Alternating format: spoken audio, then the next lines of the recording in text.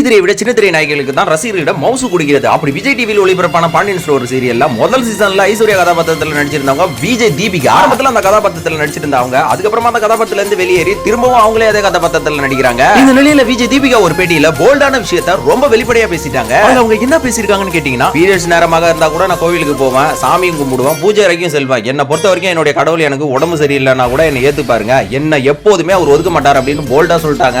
இந்த விஷயம் ஆன்மீகவாதிகளுக்கு சர்ச்சையை கலப்பின மாதிரி இருக்குங்க. கடவுளை ஒதுக்காத போது என்னை ஒதுக்குவதற்கு நீங்கள் யார் என்று அவங்க கேள்வி எழுப்பியிருக்காங்க. நார்மலான நாள் போலவே நான் பீரியட்ஸ் நாளிலும் பூஜை அறைக்கு செல்வேன், விபூதி குங்குமமும் வச்சுக்குவேன். நான் என்ன செய்யணும் என்ன செய்யக்கூடாது அப்படின்னு நான் தான் முடிவு பண்ணணும், என்ன சொல்றதுக்கு யாருக்கும் உரிமை கிடையாது அப்படின்னு போல்டா சொல்லிட்டாங்க.